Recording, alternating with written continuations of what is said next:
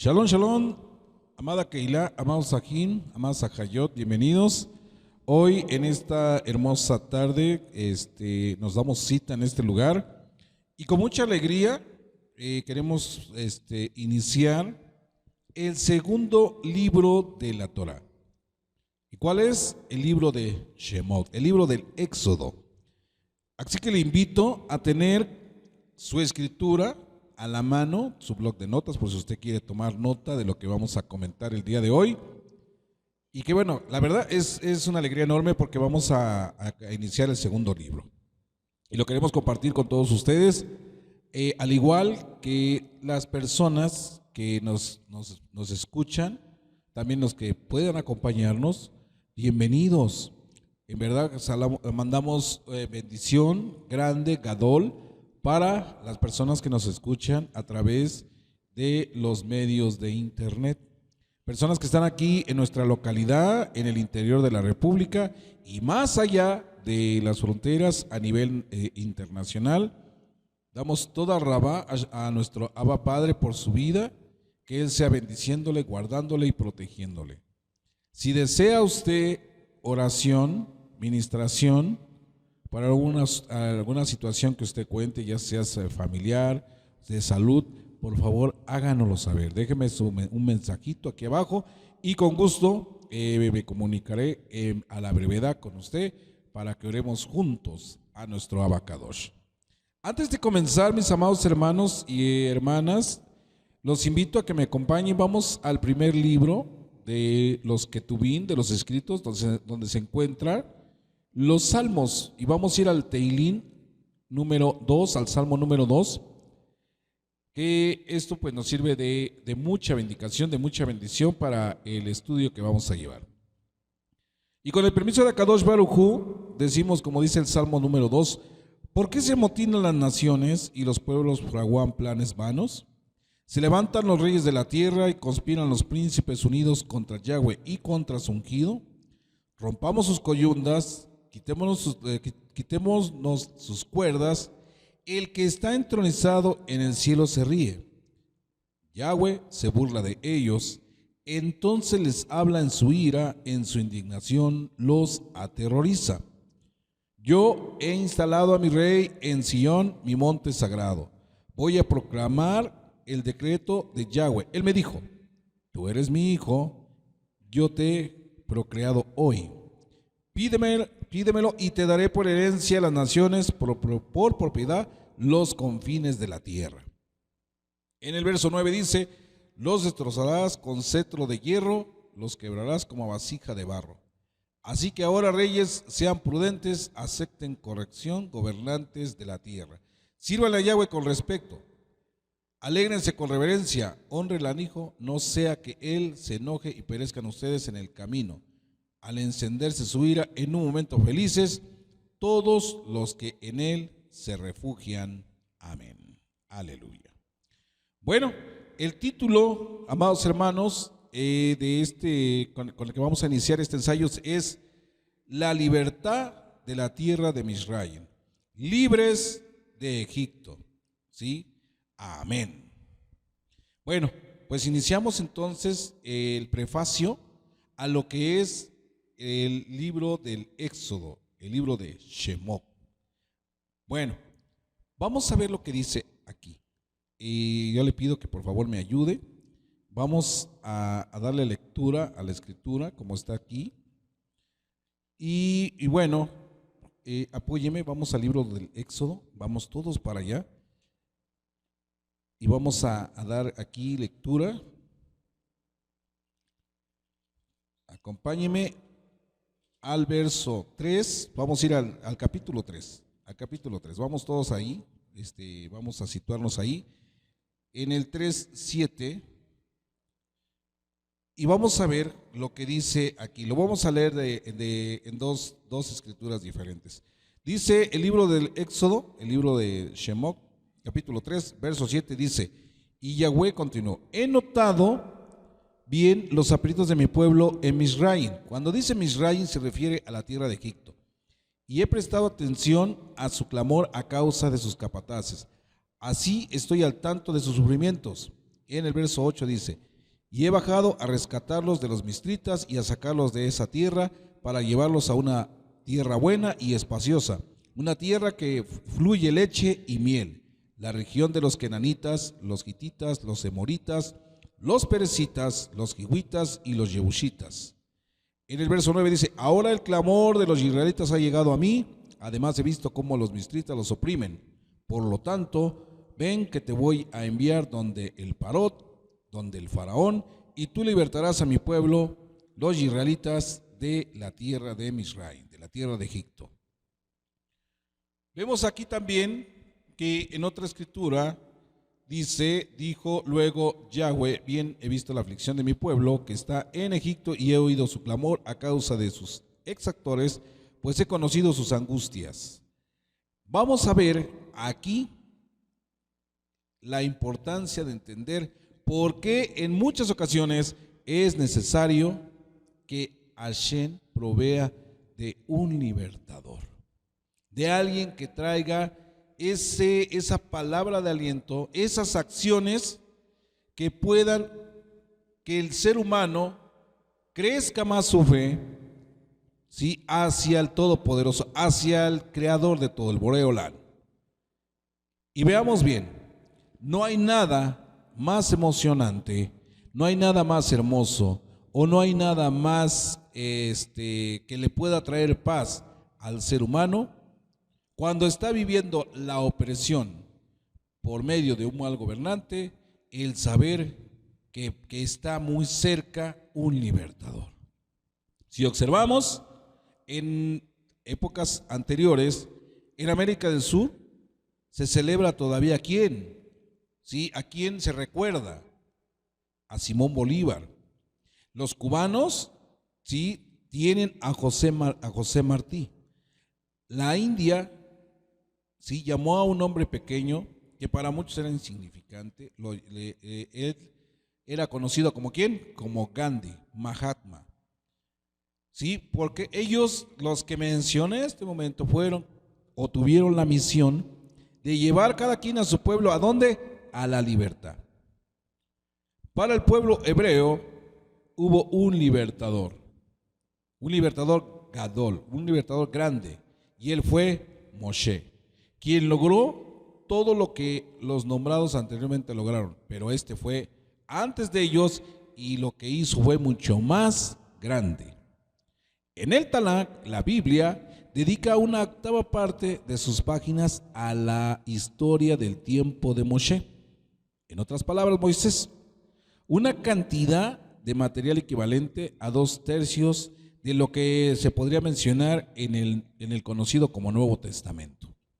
Y veamos aquí lo que dice en el libro de Hebreos 3, del 1 al 6. Vamos a leer solamente una parte, ¿verdad? Que vemos que entonces, y cuando Yeshua vino como el gran libertador que liberará a toda la humanidad, vemos aquí, como les decía, en el Brit Hadashah, conocido como Nuevo Testamento, retrocede hasta Moshe en busca de un punto de comparación. Por eso ahí lo puede, le dije, anote el libro de Ibrin, el libro de los Hebreos, de capítulo 3, del 1 al 6. Vamos a ver entonces cómo esta situación, amados hermanos, se enlaza, ¿sí? Porque todo aquí, absolutamente todo, va de la mano, ¿sí? Desde el momento que es necesario que nuestro Padre Poderoso provea de un libertador, es porque obviamente ha subido hasta su presencia el clamor de su pueblo. Entonces, viendo de esta manera, nuestro Padre bendito y amoroso, Él sí designa a alguien que obviamente es conforme a su corazón, conforme a los buenos sentimientos que emanan ¿de quién? Del Padre mismo, y que dice, es el indicado para llevar una labor tan pesada. Por eso, en el libro de los Hebreos, como decía, del 1 al 6, le vamos a dar lectura, dice, aquí nos habla cómo Yeshua, nuestro amado Salvador, es superior a Moshe, ¿sí? ¿Y por qué razón? Lo vamos a comentar. Porque cada uno de los anteriores patriarcas que habla la Escritura tuvieron una encomienda muy grande, como la tuvo Noé, como la tuvo Abraham, ambos libertadores. Pero vemos aquí que el trabajo de Moshe fue a lo mejor mucho más grande que los que ya habíamos nombrado. Pero alguien tiene una labor todavía de mucho más peso y mucho más grande. ¿Quién es? Yeshua. Por eso se dice que Yeshua es superior a Moshe. Y vamos a leer lo que dice el libro de los Hebreos, el libro de los Hebreos, del 3, del 1 al 6. Dice: por tanto, hermanos consagrados, participantes del llamamiento celestial, consideren a Yeshua en el enviado y sumo Cohen de nuestra fe. Él fue fiel al que lo designó, como también lo fue Moshe en toda la casa de Elohim. Pero a él se le ha considerado digno de una gloria superior a la de Moshe, así como el constructor de una casa tiene mayor dignidad que el dueño de la casa, porque toda la casa la construyó alguien, pero el constructor de todas las cosas es Yahweh. Moshe fue fiel como siervo en toda la casa de Elohim, para dar testimonio de lo que se había de decir después. En el verso 6, en cambio, el Mashiach es fiel como hijo sobre su casa, y esa casa somos nosotros, si de veras retenemos la confianza y nos gloriamos en la esperanza. Voy a añadir el verso 7. Por eso, como dice el Rúa, el Espíritu de Santidad, si oyen hoy su voz, no endurezcan sus corazones como en Meriba, lo que fue una provocación en el día de Masá, en el día de la prueba en el desierto. Vamos a ver, más amados hermanos, entonces, entendiendo esto, hablemos un poco de lo que es la esclavitud en la tierra de Misrai, en la tierra de Egipto. Después de que nuestro Abacadosh había visto la aflicción de su pueblo y ver cómo eran sometidos de una forma con trabajo muy arduo, pesado, y que lejos de bajar su cuota diaria, aumentaba posiblemente día con día más y más su labor. Era tanto el cansancio físico que muchos del pueblo hebreo moría durante la jornada de trabajo. El tiempo era propicio para la aparición de un libertador. En el libro de Bereshit, en el libro de Génesis, concluye con el viaje a Egipto de los 70 miembros de la familia de Jacob. La primera escena del Éxodo que toma su lugar 350 años más tarde nos presenta a cientos de miles de sus descendientes trabajando en los enormes proyectos de construcción del faraón, pero no ya como huéspedes, sino como esclavos. Un faraón particularmente despiadado llegó a ordenar la matanza de todos los hebreos varones recién nacidos, dando pie, sin querer a esto, a una de las grandes ironías de la historia. Los padres de Moshe lo escondieron en un canasto, en un canasto que fue preparado, y lo pusieron entre los juncos a la vera del río. Allí el pequeño atrajo la atención de la hija del faraón. El edicto que intentó destruir a los hebreos resultó ser el que los llevó a su liberación. ¿Quién iba a imaginar, que al momento los padres de proteger al pequeño y no cayera en las manos del faraón, y llegara así el fin de Moshe, el mismo río, la misma corriente, lo lleva a las manos de la hija? Y esta, ¿qué hace? Esta lo adopta, lo toma y le pone un nombre que dice: de las aguas fuiste sacado. O en otras traducciones dice: de las aguas fuiste libertado. Por eso es que desde ahí fue sellado Moshe con eso, con esa unción, que como libertador.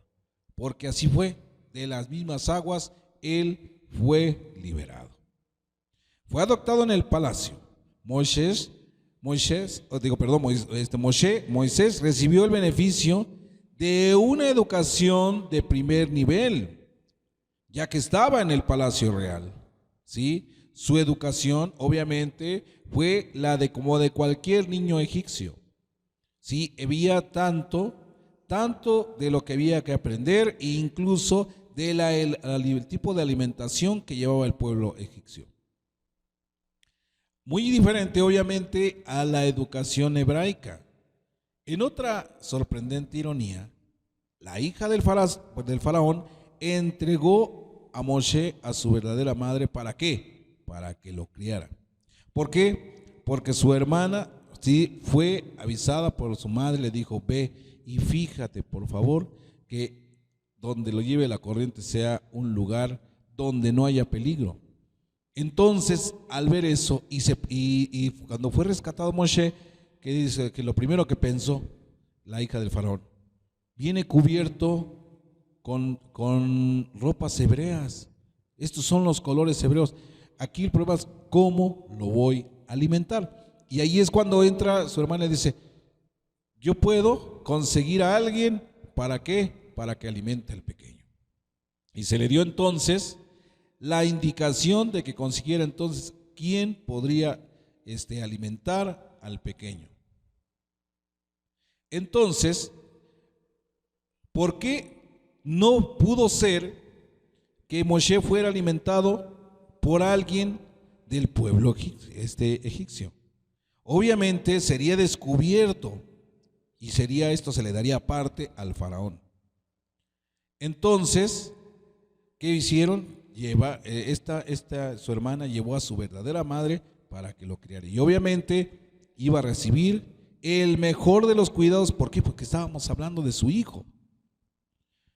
Moshe, hijo de esclavos, pero educado en un lugar donde existía el poder, en un palacio real, estaba siendo preparado para una meta eventual. ¿Por qué? Porque ahí formaron a Moshe, ¿sí?, en muchas de las artes, la sabiduría, obviamente, comentamos sabiduría egipcia, pero a final de cuentas, eso le iba a llevar para tener ¿qué? ¿Qué dice?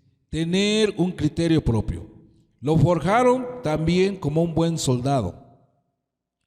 Y obviamente, sin darse cuenta, estaban preparando un hombre fuerte para que el momento que fuera llamado, sí, por su creador, para la labor que iba a ser encomendado, él tuviera la fortaleza para recibir, ¿sí?, o para, en un momento dado, servir como escudo y parar todas las flechas que iban a llegar. ¿A dónde? A su vida. ¿Sí? Entonces, él estaba siendo preparado para esa meta.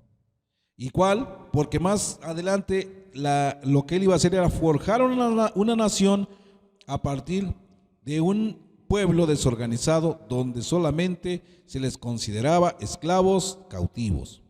Su carrera debió pasar, no obstante, por un periodo de aprendizaje de humildad en el desierto. Cuando él fue desterrado, ¿sí?, al desierto, dice, obviamente, él fue tratado en el desierto. ¿Para qué? Para que él tenía fortaleza, pero había algo que trabajar, y esta era ¿cuál? La humildad. Aquel Moshe que fue desterrado de Egipto, que en un momento dado tuvo que salir huyendo, era un hombre impetuoso y confiado que gustaba arreglar las cosas por sí mismo. 40 años más tarde regresó renuentemente con un poco más, a lo mejor si ustedes quieren, dicen, ay, regresó más fuerte. Dicen, ¿pero qué? Hizo una entrada muy parecida a la que después hizo nuestro Mashiach. ¿Por qué? Porque de la misma manera, cuando Moshe regresó en un asno y llevaba una vara, que esa le daba obviamente un signo y un sello de autoridad. Desde el momento que él se presentó ante el pueblo hebreo, obviamente muchos no creían en él y lo veían en algún momento dado como un falso profeta, para decirlo así, o un falso libertador, y que decía, no, es que hay que castigarle porque nosotros tenemos un libertador y posiblemente esté usurpando su lugar. Pero no, a medida que iba pasando los días, Moshe, sí, comenzaba a hacer las señales que le había mandado nuestro Abacadosh, y por eso el pueblo empezaba a voltear la mirada hacia el libertador. ¿Sí? Y le preguntaban, bueno, ¿y quién te envió? Y decía, el gran yo soy es el que me ha enviado. ¿Sí? ¿Quién? Yo soy el que seré. Aleluya. Baruch Hashem. Ahí fue cuando llegó en el corazón de todo el pueblo hebreo y sentían por dentro, decían, siento que ha llegado el tiempo de nuestra libertad. Entonces, muchos empezaron a gritar en las calles, muy pronto seremos libres al fin. Los hebreos habían soportado casi 4 siglos de opresión antes de ser liberados. Por lo que sabemos, durante todos estos años no recibieron ninguna comunicación directa desde los Shamaín, desde el cielo. Sin duda, les debe haber parecido que nuestro Padre había guardado silencio y que en un momento dado se había olvidado de ellos. Moshe enfrentaba un desafío formidable. ¿Por qué? Porque para muchos tenía que, a lo mejor en un momento dado, convencerlos. Para otros no había necesidad porque creían sin ver, no necesitaban pruebas, pero sentían en el corazón que el libertador había llegado. Obviamente, la encomienda de Moshe no era la de convencer a nadie, sino más bien, sí, darles la esperanza de que muy pronto iban a ser libertados. Y decían, ¿pero por qué? ¿Por qué nuestro Padre no nos habló antes? Ya fuese por alguien más que ibas a venir o por medio de alguna visión, un sueño. Pero sabemos que nuestro Abacadosh jamás se mueve de esa manera. Moisés enfrentaba un desafío, como les dije, formidable. De alguna manera, primero tenía que ganarse la confianza de los esclavos e inspirar en ellos suficiente esperanza como para que pudieran sacarse las cadenas de encima. Porque no nada más se trataba de las cadenas que los tenían como así físicas, sino también las cadenas que tenían interiores. Tenían que empezar a romper esas, que eran las de yo no creo, las de yo no puedo pensar que esto sea posible. Entonces, tenía un trabajo arduo que hacer Moisés. Debía demostrarles que nuestro Abba Padre no los había olvidado. Cuando llegó el momento oportuno, ¿sí? Yahweh desplegó un espectáculo de fuerza y poder y puso al faraón de rodillas y convenció a los israelitas que Adonai realmente se interesaba en ellos. Nuestro Padre Yahweh usó a Moshe en forma extraordinaria. Él fue la primera persona de quien la Biblia dice que hizo grandes milagros. Le fue concedida una relación magistral con el Creador, con el Todopoderoso, que ningún otro humano había tenido o había conocido. Tuvo que ver con la redacción de una buena porción de lo que es llamado la Torá. Por eso, como decía, en la Torá se menciona muchas de las anécdotas, vivencias, milagros, ¿sí?, que hizo el patriarca Moshe. Por eso, él se ganó un lugar en la historia del pueblo de Adonai, del pueblo hebreo, principalmente como libertador. Él encabezó la marcha de la esclavitud, ¿sí?, de la salida del pueblo de Egipto hasta la tierra donde fluiría leche y miel. ¿Hacia dónde? Hacia la tierra donde se encontraba la verdadera libertad. Desde entonces, ¿desde dónde? Desde Egipto hasta la tierra prometida. Amados hermanos, el libro del Éxodo se divide limpiamente en 2 partes. Los primeros 20 capítulos que relatan la huida de los egipcios, de los hebreos del pueblo egipcio, tiene el carácter de una excitante historia. Para muchos lo pueden tomar solamente como un relato histórico, pero no. Podemos ver que en el libro del Éxodo nos habla de un pasaje importante de la libertad de opresión del pueblo de nuestro Padre. Todo lo que es el Sefer Torah, o conocido como Antiguo Testamento, procede de los sucesos del Éxodo. Estos 20 capítulos jamás puede dejarlos de leer. Si vemos, cuando nos metemos a la lectura del Éxodo, sí, debemos de buscar lecciones importantes que puedan aplicarse en nuestra vida, porque muchos piensan que la Torah no nos puede traer enseñanza de vida, que lo único que le puede traer las enseñanzas es el Nuevo Testamento, el Brit Hadashah. Pero estudie usted, por ejemplo, la vida de Moshe, aprendiendo de uno de los grandes principales líderes, ¿sí?, de la historia. Los capítulos 32 al 35 incluyen encuentros y conversaciones con Yahweh, con nuestro Creador, que no tienen ahora sí que igual en la Biblia. En el Éxodo continúa mucho material acerca de la naturaleza de nuestro Abacadosh. Busque cada lugar en que Yahweh aparece. En el libro del Éxodo también muestra una proporción de muchos milagros grandes, actos sobrenaturales que nuestro Abba permitió que el ojo humano pudiera ver. Cualquier otra parte de la Biblia, sí, puede mencionar también más milagros. Incluso lo podemos encontrar en los evangelios. Porque se hicieron, ¿por qué fue necesario estos milagros? ¿Puede usted detectar algún patrón en su ejecución? ¿O había a lo mejor algún objetivo en que nuestro Padre sí mostrara milagros al pueblo? ¿Qué deberían haber aprendido los israelitas de todo esto? ¿Qué les dejó ese aprendizaje, esas vivencias? En los últimos capítulos consisten mayormente en leyes, en reglas, estatutos, dados en donde, en el monte Sinai. ¿Para qué? Para gobernar la vida de la nación. Léalos, yo lo invito, para tomar nota de las preocupaciones y prioridades que Yahweh consideraba importantes para la formación de su pueblo y de toda la cultura que habría de regir la nación de Israel.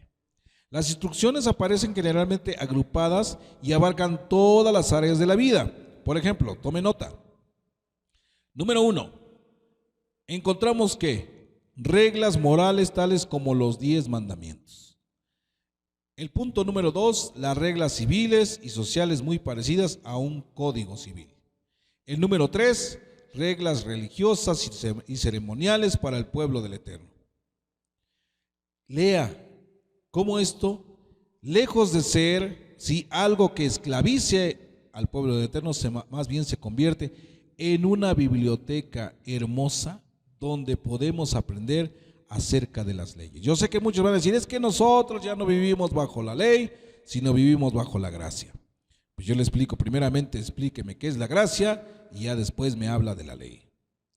Si vemos entonces, como les decía, esto se puede convertir en una gran biblioteca. En la página 112 encontraremos mucha información, ¿sí? Si vemos dentro de lo que es el libro del Éxodo, y también va a encontrar usted en parte de ello en Levítico, en Deuteronomio, vemos entonces que nos habla de muchas bendiciones. También va a encontrar usted los rituales, sí, que para muchos son demasiado religiosos, que nos habla de los sacrificios, nos habla de las fiestas de nuestro Abacadosh. Para muchos les parece extraño que hoy en día se celebren las fiestas de los eternos. ¿Por qué? Porque dicen, no, es que no, ya no nos debemos de basar al Antiguo Testamento, ahora vivimos bajo la gracia y tenemos que estudiar solamente el Nuevo Testamento. Pero no podemos evadir nada de lo que nos habla la Torá, ¿sí? El Pentateuco. ¿Por qué? Porque ahí dice bien claro que de las ordenanzas que dio nuestro Padre bendito y amado y reglas son de pacto perpetuo. No dice que después llegando Mashiach y a partir del Nuevo Testamento iban a quedar abolidas. Por eso es necesario, amados Sajín y Hayot, entender que todas estas ceremonias que se han hecho, rituales, preparaban el camino para encontrar todo lo necesario y todo lo que nos puede hablar para llevarnos ahora a conocer la vida de Yeshua, nuestro Mashiach.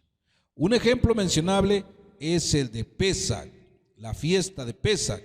Afortunadamente, el Tanakh, la Biblia, incluye un comentario muy dinámico en el libro de Hebreos.